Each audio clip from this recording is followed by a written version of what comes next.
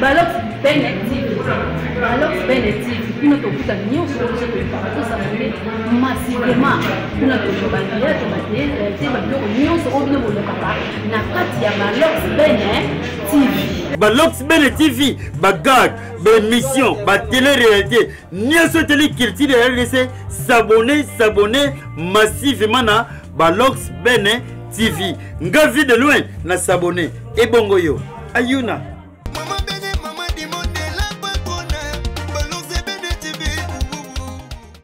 Soki totali par rapport à ba cantique na mokili tomoni lelo batu pe ba créer banzembo tomoni ba bengi musique chrétienne musique profane l'ensemble a telmisaki Moïse a telmisaka ba Moïse te ezaka Moïse là a telmisi Élie a telmisaka ba Élie te ezaka Élie ce qu'on attend ça telmisi nani prophète Condé alors les autres basa la choix ce ko bino na liloba ji oyo bo melisaka batu comment expliquer bo melisa batu pétrole parce que nous sommes mis pétrole dans Koufa.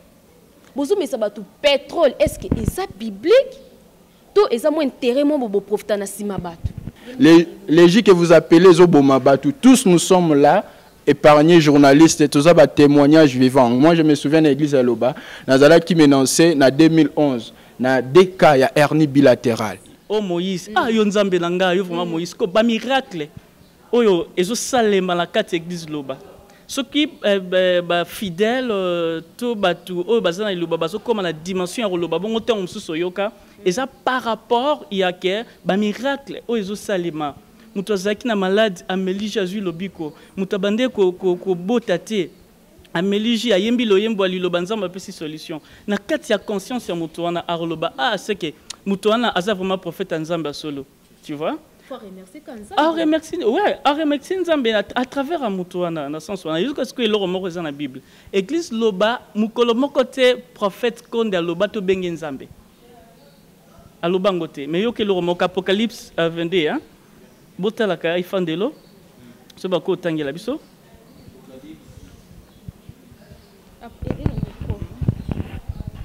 Apocalypse chapitre 21 versets 3 à 4. Et j'entendis du trône une forte voix qui disait, voici les tabernacles de Dieu avec les hommes, il habitera avec eux, et ils seront son peuple, et Dieu lui-même sera avec eux. Il essuiera toutes les larmes de leurs yeux, et la mort ne sera plus. Et il n'y en aura plus ni deuil, ni cri, ni douleur, car les premières choses ont disparu. Merci. Botalaka efandelo ya yawe nzambe tata elongo na bato na ye ya kozala nzambe na bango bango bakozala bato na ye soki nzambe akomisaki Moïse nzambe c'est que Moïse azaki na signe oyo komaki comment nzambe akomisaki nzambe comme si na liloba nzambe pe azana dimension ya comme sa prophète moko nzambe po na signe abibotala ke fandelo ya yawe nzambe tata elongo na batone ya kozala nzambe na bango ezate to telema to lo bakaza nzambe non nzambe na bango ezana misala na ba œuvre o ezomona na ba cantique spirituel o tozo yemba mutoye liboma azui solution tu vois abikisa ba amambatu surtout eloko za très important est-ce que oyebi et le ressalant Nzambe, Jésus-Christ, abenga Moïse, abenga Jean-Baptiste, prophète à Souka la Bible. Et ça, le prophète morotate à la repentance, à part Jean-Baptiste. Tu vois? Abi repentez-vous car le royaume des cieux est proche. Ce qu'on a quatre églises au Liloba et kilt nango un jour on reçoit kilt église. Balobaka oyazana ngambuna muninga basenga na bolimbis repentance. En repentance, c'est même la vie éternelle. Église Loba, à travers le prophète Condé, avec côté à Moutoute qui est Zanzambe, mais avec l'accès qui est Bonzambe à Bonzambe et 24 naïe pour l'accès signe la vie éternelle. Donc, si tu sembles la ranali Loba, tu y a qu'un amili mon abisso, mon konasuka et mon amboka yao. Ok, merci beaucoup, merci vraiment tous ceux qui sont dans les bonnes sali Nzambe à Liloba. Montez Francis. Ba cantique oyo bino boyemba na liloba je ne sais pas et ça banzemu na bino moko bo créer parce que boza une forme te na baninga balobi to landaka nzambe to zala une forme mais bino lo boza lokola peuple mis à part bolingi boza la ka eloko mo ya bino to ndeni boza ba égoïste na moni. Merci beaucoup maman pour la question. Soki totali par rapport à ba cantique na mokili tomoni lelo bato pe ba créer banzembo tomoni ba bengi musique chrétienne musique profane mais pour na koyeba d'abord premièrement musique pour muto composer faut la inspirer est-ce que na mokili banzembo nyonso ba yembaka eza inspiré pas nani non so landeli bien au monde qu'il y a des compositions et en a battu groupe ya battu ba fandi ba composer quelque chose et ba pesi battu na mokili ba yemba mais na lilo battu yemba ba cantique oyo et ça bien écrit dans la Bible surtout par exemple chant de délivrance Ésaïe 12 tozui cantique des rachetés Ésaïe 26 tozui cantique nouveau Apocalypse 5 donc au monde que nyonso eza écrit dans la Bible ezate ke muto afandi ami fandi soki wapi soki ko kangama wapi abandi ko koma komi non c'est référé directement dans la Bible parce que liloba c'est la pensée de Dieu ndeza exprimé na kati ya mokili ezate pensée ya bato yango tomoni mutu dernièrement abanze moko ebimaki na mokili omona ke nzembo eza même peso cadré te na voix nzambe parce que eza pensée ya bato mais le mot, les paroles, est-ce que c'est inspiré de Dieu? Pour nga pe na rofanda boy na composer nzembo na pe na yembi na bika na yembeli nzambe. Mais dans la Bible, c'est bien écrit, il y a des cantiques, il y a des hymnes. 1005 cantiques, c'est bien écrit dans la Bible. Et ça que batuba ko moloba non, bango ba yemba ba nzembo na bango na ndenge na bango, c'est dans la Bible. Et ça biblique, on a pesi ba verset, na pesi Ésaïe 12, chant de délivrance, so ake batangi na titre na ngwana na kati ya Bible. Ésaïe 12, chant de délivrance. Ésaïe 26, cantique des rachetés. Apocalypse 5, cantique nouveau. Té. Balobi na Bible, na Apocalypse 21, il n'entrera chez elle rien d'essuyé, ni personne qui se livre à l'abomination et au mensonge. Et la pensée en Nzambe, dans mon qu'il doit, on a trois pensées.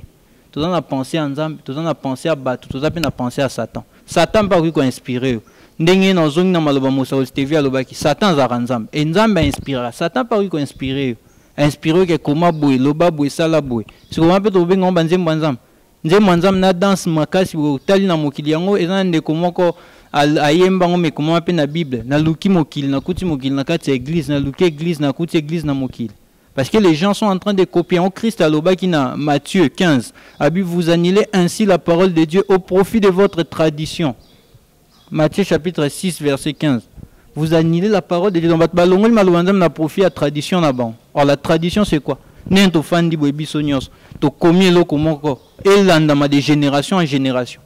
Voilà pourquoi surtout kena mokili to retrouver kaka ba même nzembo yango na ezo tourner. Vous annulez la parole de Dieu. Or la parole de Dieu est une exception na kati ya Bible. Arnold. Oui.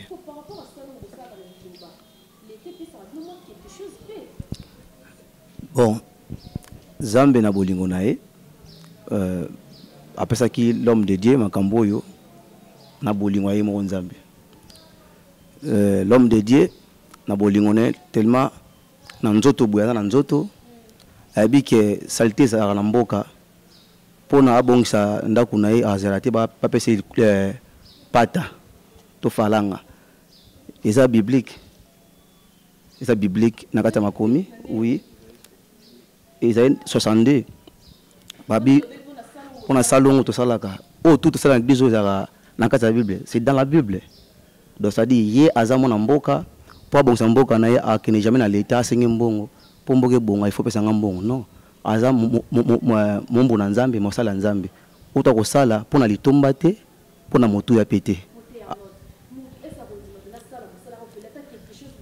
to bengi mosali ya Nzambe to bengi bien mosali ya Nzambe comprendre mosala Nzambe po asala bolingo atalaka bolingo eza na intérêt na sala non oui Nzambe moko abatela kati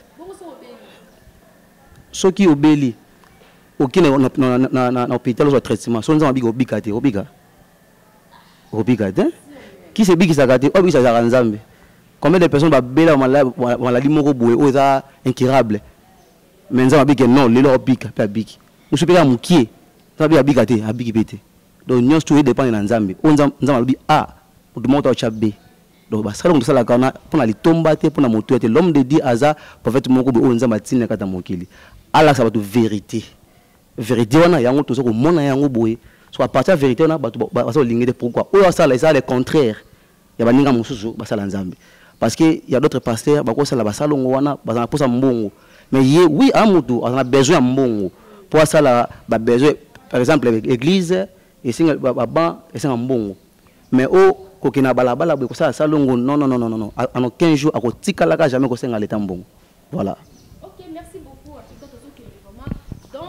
Dans le bon Mos Gaël par rapport à toyebike na mokili oyo avant au sala likambo moi intérêt mo bezalaka quelque part ce que bino na liloba ji oyo bo melisaka batu comment expliquer bo melisa batu pétrole parce que nous sommes pétrole bena kufa bozo melisa batu pétrole est-ce que ça biblique to eza mo intérêt mo bo profiter na sima batu.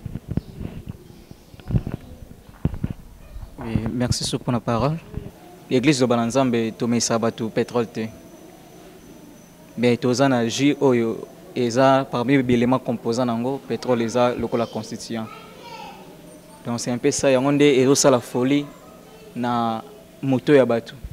Parce que même dans ma commune balobi nzamba lobi vos voix ne sont pas mes voix et vos pensées ne sont pas mes pensées. Les mecs qui pensent ensemble eza contraire na oya batu. Yomoni makama nzambe eza toujours folie liboso ya batu. Pour comprendre mystère où se passe kana jiona faut komana mwana nzambe. Opona koma mwana nzambe eza pe na ba devoir. Premièrement faut koma mwana nzambe ba obi à tous ceux qui l'ont réussi, à ceux qui croient en son nom. Donc faut qu'on dit maintenant kombo ya nzambe et puis pour ko recevoir ngo ndeko ko accès à comprendre mambeleka na église lo bana nzambe. Ceux qui au quotidien en église ote on dimeli yango te obanomona nyonso folie na miso na yo. Parce que penser na eux toujours contraire na Nzambe. Donc pour clore, l'église de Nzambe est tombée sur le pétrole té. Tozana J, il y a citron. Oyo parmi les éléments composants nango, pétrole et ça la constitution. Bon, miracle et l'école bagite. Jésus a ça miracle en gite. Miracle à travers malobapé miracle go salam.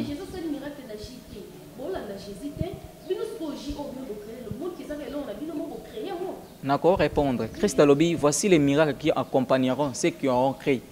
Mais le banazambe, les miracles, ils ont accompagné la croyance, non, il y a condamné la combat ensemble. Donc, ce qu'on a témoignage frappant l'église, parce que pour ton email dans le combat ensemble, à tous ceux qui l'ont réussi, à ceux qui croient, croyance, on a des quoi apporter, ils ont ça là que miracle et accompagné, batunion sur l'église de banazambe. Jésus est juste produit spirituel, pour l'amour de ses serviteurs. Comprends? Donc c'est un peu ça. Ok, merci pour ça. Moi, c'était surtout quand il y a J. Oyo, balobi na libo bazo kufa trop. Bozo bomba bat comment expliquer bino bozo passer na nzambe. Pour bosenga pas nzambe, nzambe guérir mutuko. Mais bino boko recommander ça non J. Pourquoi? Merci beaucoup maman. La réponse bien qu'étant la question bien qu'étant ici EKI.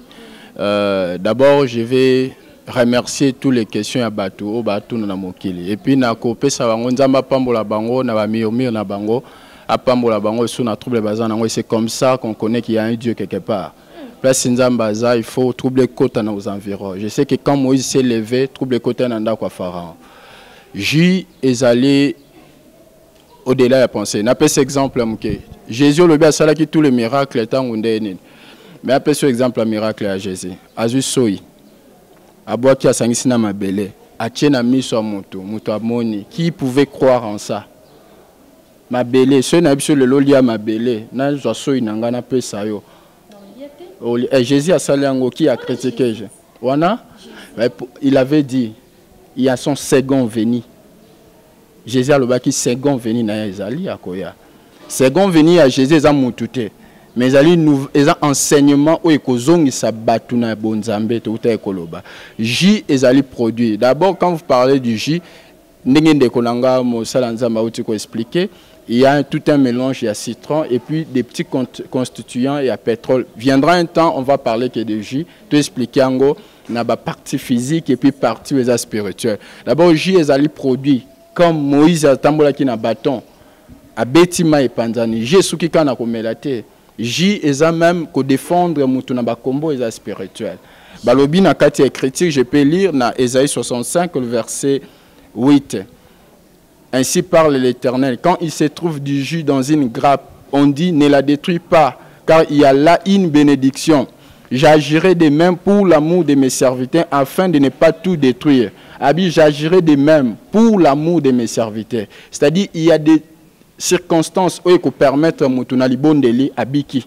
Ce n'est pas seulement le J qui est témoigné dans l'église Iloba. L'église Iloba, les cantiques que venons plutôt dire notre frère, ça guérit. Les cantiques à Pamba et Biki Semout. Kokota Pamba dans l'église Iloba, Biki Sabato. Kotosa, Koyoka parole, où ils enseignent dans l'église Iloba, Biki Sabato. Li Pamboli to benga ka bénédiction, li bondeli, Biki Sabato. Bato Biki Akana agité. Mais J est produit comme signe. Il y a un souverain prophète qui a conduire une nation pour que Satan a détruit les serviteurs naïté, Batou naïté. Batou ba ponami na nzambe bazara na ba combo spirituel. Alors il faut un prophète. D'abord prophète qu'on ne peut pas agir. Nzamba talisango il avait un souci na kati ya motema na. Nzamba pesaka mutelo ko na souci ya bato. Azotambola camarade ndeko moko azaki pembe na balingana ki mingi excusenga pona histoire na koza la cause moi temps muke mezam mukuse. Ndeko wana balingana ki tellement na niveau moko impossible na l'homme de Dieu prophète Konde à l'époque ndeko wana ye kozwa maladie grave père Koufi. Alors prophète Konde ko tala ke muntu azaki cher et panaye akei apporter ki souci wana. Il s'est déplacé de là où il était, c'est-à-dire l'environnement bato akoza la ke bisika moko azo plaider cause. Ya ndeko wana azo lela azo se lamenter. Ndenzamba yeko tune ya poko alobi non, soki bato baza malamu bobanda kufa boye alors tina nanga nini obengi ngana salela o pourquoi? Ndenzamba la kisakie J. D'abord premier tour a bise kende kozwa citron prophète Konda kenda zo ba citron o aminene bobenga ka munoko ngando hein? Hein? Oui, nzambe nda zo sola na ye. Bo croya ka pe ke nzamba sola kana basali na ye. Et dimension est un peu bon, c'est normal mais bateau baba sala nzambe si réellement baba sala nzambe na mokili les prophètes les croyants ba ebi ke nzamba sola kana moto ce n'est pas aussi impossible pas na yo parce que il y aura un temps oyo bato ba ko sakola tout prophète ko nzamba ebi se kende zoa eloko ne eloko sangisa bato ba mela ba robika prophète ko ndakei azu citron yoka d'abord azu citron mune na nzamba ebi sabi oyo te Kende Koluka Yamike, prophète Konde, je me souviens, quand il nous raconte l'histoire, à Kena Oluka côté à Zigida, Ndazuba citron à Yamike, Aeko Sala, mélange Ndengenzambe Akamba qui est, à Tamboussake, à Mekanona nous Yemoko. Les gens que vous appelez Zoboma Batu, tous nous sommes là, épargnés journalistes, et tous ça, témoignages vivants. Moi, je me souviens de l'église à Loba, Nazala qui m'énonçait, en 2011, dans des cas, il y a hernie bilatérale. 3 fois échographie, hernie bilatérale, il faut intervenir. Et tout ça a plus de 7 ans. Maintenant, on a une église à Loba, première fois, il y a un bingaï, Mosakole Nakuta, na ebisinga boza na kaba opérationnel, effectivement, na zamba kawana grave. Ebisinga biba opéré oté. Après ça, un bouchon, na mela kutu mulang mobimba te, bouchon à pamba. Na meli, jiwana citron, bouchon à pamba, na ke olala après 4 semaines. Naki ozonga na hôpital basalinga échographie malade des raté depuis 2011 le lot 2021 10 ans depuis na mela bouchon wana kaka ya ji wana ya pétro ya kokoti bozobenga voilà en toi qui base à l'apaiser to koluka journée moko on va parler que de jus to expliquer même à constituer un jus ça fait partie des éléments très importants même scientifiquement pour la vie à moto. OK. Merci baboni na biso bokomela ngai so bomoni bosala remarque bokoma na robengisa lisusu bango tokosola Motei Francis par rapport au keto parce que ngape na fréquenta banzima iloba moi trop balobaka non Natacha Boto na liloba balobaka baliaka misute babenga ngo soki pe péché originel na ndenge ngala lia musunité depuis na botama na musunole na musali bobenga ngo keza péché originel na ndenge nini boza bandoki to banani bozo nga bo multiplier puissance to ndenge ni poto yika bandoki ne balingolia makila te po ba multiplier puissance c'est que bino pe boza ban chor quelque part c'est qui vraiment question sautel na mokili batu baliaka misunité bazaka batalilo bate baza bato ebele et so landeli bango baza ba diverses raisons na bango baliela la misunité mais liloba tout c'est basé plus na kati ya Bible parce que Bible eza eloko babengi testament donc testament nzambe nda apesi inspiration pa bato po bakoma testament wana Tant inspiré, cela signifie que atie ba ordre na kati. Et en total dans la Bible, tozui Genèse 1er. On est déjà dans la création. Genèse chapitre 1er, tozui le verset 29. Balobi et Dieu dit, voici je vous donne toute herbe portant de la sémence et qui est à la surface de toute la terre et tout arbre ayant en lui du fruit d'arbre et portant de la sémence, ça sera votre nourriture. Alors, après ça, et pas à batou, n'a pas banyama, soto kitia lobi, et à tout animal de la terre, à tout oiseau du ciel et à tout ce qui se met sur la terre, et a en soi un souffle de vie, je donne toute herbe verte pour nourriture. Et cela fit ainsi. Dans les images de la création, dans la création, nous avons appelé bango, à lobi herbe portant de la sémence, na fruit. Parce que aliment est qui saine, yangoana, herbe. Légumes, na fruits. Les lopes tout le monde en a moqué. Les gens na bateau basala rango non. Bah jour jour sainte. Bah olia musunité, bah rosa nini boete. Pourquoi basala rango? Pourquoi ça total est pas banyama? Mboa soki amoni ke azo amile biloko bien takena na matiti kolia point.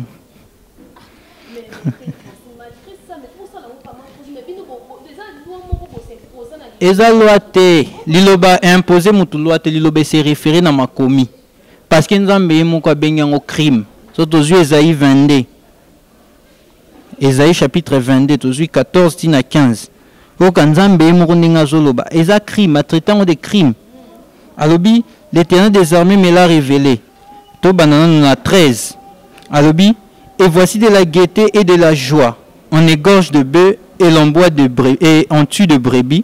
On mange de la viande et l'on boit du vin. Mangeons et buvons, car demain nous mourrons. L'Éternel des armées me l'a révélé. Non, ces crimes ne vous sera point pardonné, que vous ne soyez morts. Dit le Seigneur, l'Éternel des armées. Nzambe lobi crime wane olimbi samate. Ata beaucoup fi. Azo content les crime. Crime yako mais parmi les commandements donnés par Moïse, il a beaucoup insisté ne tuez point. Yo nengozawana ozana souffle non? Ope marat. Soto zui soto tie a soso sanya pe marat. Zo siko to kena chambre moko quelque part. Bakati soso mutu, bakati mutu ba tie makila na bassin ba bimisi ngo ba biso la kisa biso makila ya soso sto makila ya mutu. Non. La na Ecclésiaste parle bien. Soto zui Ecclésiaste chapitre 3. Totangi verset 18 à 19. J'ai dit en mon cœur au sujet du Fils de l'homme que Dieu les éprouverait et que eux-mêmes seraient qu'ils ne sont pas et qu'ils ne sont que de bêtes. Car le sort du Fils de l'homme et celui de la bête sont pour eux un même sort. Comme meurt l'un, ainsi meurt l'autre. Ils ont tous un même souffle. Et la supériorité de l'homme sur la bête est nulle, car tout est vanité. Ils ont tous un même souffle.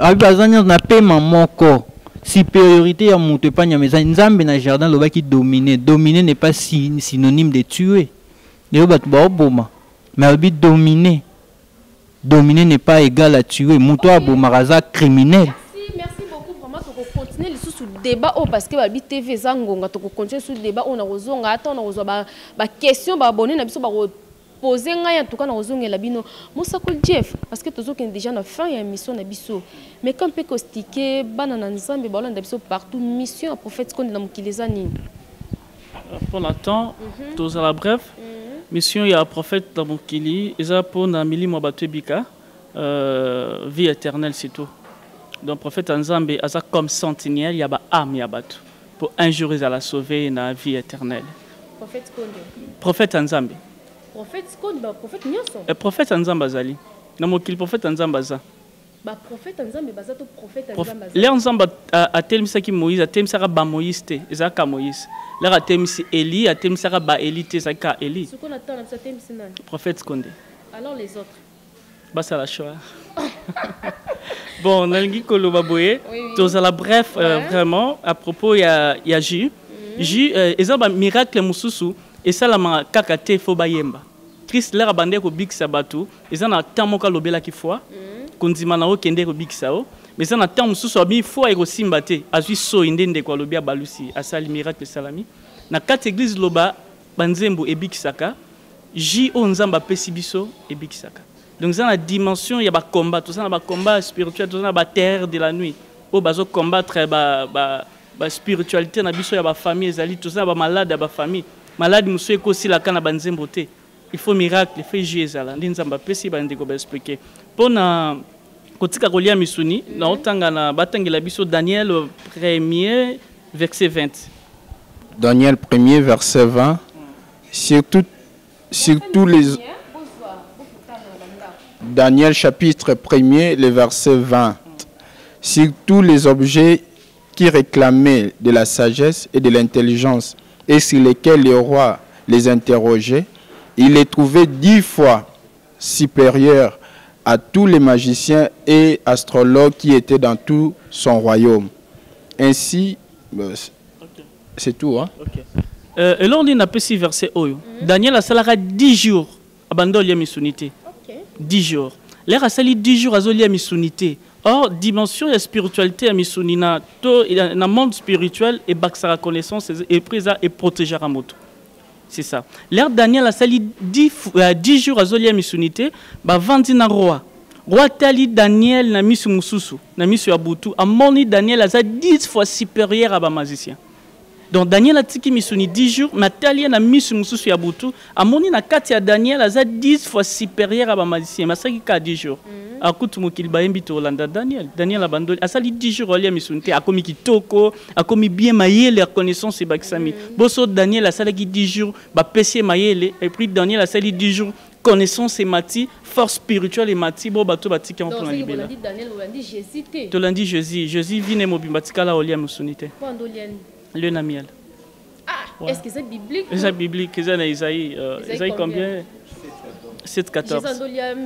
Le Namiel, vine mobimba. Vine mobimba. En fait, c'est bon, merci beaucoup vraiment. Puis sa référence à Souka parce que tu as clôturé. Hein? Isaïe chapitre 7, verset 14. C'est pourquoi le Seigneur lui-même vous donnera un signe. Voici la jeune fille deviendra enceinte, elle enfantera un fils et elle lui donnera le nom d'Emmanuel. 15. Il mangera de la crème et du miel jusqu'à ce qu'il sache rejeter le mal et choisir le bien. Okay. On parlait bel et bien de Jésus-Christ. Ok, merci vraiment. Tu continuer. D'abord, il faut tu continuer vraiment parce qu'il faut comprendre bon jusqu'à présent. Je ne sais pas bien pas bon ce qui va convaincre bien donc tu continuer sur ce débat. En tout cas, merci beaucoup. Mous l'entrée mot de la fin na yo kandingi zala. Merci maman pour na koyamba biso na émission. Musala bozo sa les malamu kosunga bande komingi ya mokilo bazana confusion. Jusqu'alors bazoye bakosambela te et lolenge ya bato Christ alobaki mawana bango bazala misu baomona te ke mobiki si asai déjà na mokili. Alors nakosenga na bango ba linga plus ba approcher liloba na ba question nyonso bazana ngo besoin. En passant, je dirais même na bato ba participer déjà na kilta liloba. Ezara na moment moko en plein kilta. Moutaza libre à poser des questions pour comprendre. Parce que dans la Bible, Paul Azoloba, 1 Corinthien, a précisé que la sagesse en Zambé est plus fort que la sagesse en Mokilito. La folie en Zambé est plus sage que la sagesse de l'homme. Donc, Maël en Zambé, il faut approcher les loba pour comprendre. Merci vraiment. Merci maman. Mot de la fin. Eko zalara koeba ko éclaircir peuple Nzambe. Moni pona o comprendre loko, il faut d'abord ko approcher. Tout le monde la plus ba préjugé de loin, mais toi approcher. Dengue mosolandra lobi na liloba, tout en attend o ezaka réservé pour na ba question. Et les serviteurs sont disponibles dans des églises du lundi au vendredi. De 6h30 à 12h30. Si vous avez une question, vous avez une préoccupation, il y a une église qui a la Bible, les liloba la Bible, ceux qui ont commencé à la Bible, ils ont la maison de la Bible, Bible, la Sainte Bible. Vous avez une église, vous avez la Bible, parce que tout ça, la Bible, il faut comprendre que la tradition est différente. Ok, vraiment, Nzamba Sungabino, AP Sabino Susu Yamutu ya Koleka. Mot de la fin, Nzambe Kaka, le Kola Tobalaki Naye, Tosuki Naye, Azalokumu, Tosololi Ueza Maye. En tout cas, ko tala liloba Nzambe na ndenge za ko évoluer, soki ozana maye les penza ki bonzambe o comprendre ngote. Focha ki bonzambe na kati na yo o comprendre Nzambe. Parce que liloba Nzambe eza ko enseigner ba tout cas rien que la vérité. Donc babi moto alingi vérité nde abikisa maka. Donc o alingi ay ba vérité o eza na kati ya église liloba a poussa na pembeni a tunda ba question à cause la bonne réponse o eza exact dans la Bible. Voilà un peu. Merci beaucoup Mosako Jeff, mot de la fin parce que tu as clôturé. Mot de la fin eza balandi nyonso baolanda biso. Na etandi nyonso ya mokili Nzambe ya pambola bango et pas Nzambe za toya pour milimo na biso ebika. D'après tout ce que nyonso ya mokili tokotika na biso ne oza très important les vie éternelle. Batu subamo na église eza lokola chute ya batu mais Christ aloba na Simeon lobaki na Marie mwana akozala signe ya contradiction na mabota mais batu baya na kati église loba to sambela pour un jour tobika, c'est ça. Merci beaucoup pour ça Mosako. Oui, Stevie. En tout cas, merci. Mot de la fin. Na batunyo so beaucoup plus nako lokwa mosali Nzambe moko basala Nzambe na kati ya église Loba na osenga na ba serviteur na o bazana mokili ba prophète ba pasteur mikolo ba pakao to yebi soki basala Nzambe nyonso na mokili ba roza eloko moko même Congo eko souffrir te torobika ça dit mission ya prophète kon des ali bolingo fana na batunyo surtout pour milimo batu ya Nzambe eke na bokonzi na ye donc to sangana baza le loko moko de pro de loin pour to mema bonzambe o ya solo au Christ la kisaki biso ndenge tozoye kolango biso na liloba à travers l'homme de Dieu prophète Konde to mema milimo ya batu oyo na bokonza mais ezalate entre ba pierre d'achoppement prophète ya Nzambe fois à la pe kimia c'est Nzambe donc prophète Konde batika e pe kimia asala la Nzambe ne na kimia selon mission Nzambe apesa. Oui, merci beaucoup. Mot de la fin, ils ont toujours un remerciement.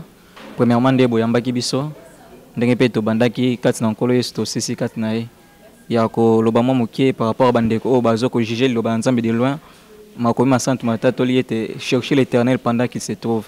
Zambaza sous la terre, commis Bombate, a mis moi déjà Katnabiso, so lingo yeba réalité. Tout plénitude, Bombiba Bonzambe, approcher l'église de l'Obanzambe, Mituna et Gozala répondre. Amen. Merci beaucoup en tout cas Nzambe bo teninga rigueur te kana baki ba question anga ba réponse ya bango malgré to silis donc to silis ba question ni sote mettre continuons Mosako Jeff numéro de téléphone peut-être suis au copier ça. Voilà, numéro de téléphone les ali 085 0035 119 085 0035 119. OK. Merci beaucoup. Deux numéros Mos Landry numéro de téléphone. Numéro de téléphone les ali 081 230 80 82 donc 081 230 80 82. Ok, merci beaucoup. Nous sommes déjà à la fin de cette émission. Nazakina ba serviteur de Dieu église le balanza mais quand ninge botuna kingano nati yamba bango ba expliquer biso en tout cas ba expliquer bino baza vraiment clair malgré tout système mais avec le temps na rozongela bango lisusu quand na loba ki ba question nga ba réponse ya bango bo commenter bo partager bo tia ba j'aime ko finga te so kozana oza place au monde que likambo balobe convaincre en tout cas komela ngai benga ngai na royamba bango lisusu. Merci na la patrona maman sociale kilo ya ba maman la maman du monde Bénédicte Moussoamba depuis Irlande parce que nazaka fier na ye. Merci encore na Patrick Sona R9 attaque puissant hein autrement dit moninga ya Bénédicte Moussoamba depuis Brésil. Merci encore na na famille boto na lobaki mawana marque souci na souci to ki kombono c'est-à-dire ozo solo la tête tout ka bo teninga regarder bo commenter bo partager bo tia ba j'aime que ça un grand plaisir mais ko finga te abonnez-vous massivement sur votre chaîne Balox Bénétive en tout cas bo kozala jamais déçu je suis là pour vous je fais mon boulot en tout cas bana Nzambe ba bonne si boza partout dans le monde bo so bo linga natasha bot na ko mena chaîne bo commenter kaka Bon s'abonner parce que émission oyo nulle part ailleurs énergie va start tozo ya mututi tozo yamba mutunyo sauf rien yo ya rara pesa makamto sur la par rapport et que ça là un grand plaisir en tout cas na remercier les sous balobi Gilles va baba ma bande depuis Bando c'est Paris ba 8 millions garçons les nouveaux riches ba bije mora sur la très qui te remercie encore le signe ça kala la notre trop sans oublier encore ma sœur à moi Noli pour moi depuis Bando c'est Paris ngana bino to mona ni mbala ya sima bo benga bo commenter que ça un grand plaisir bisous bye bye maman bene maman di mondela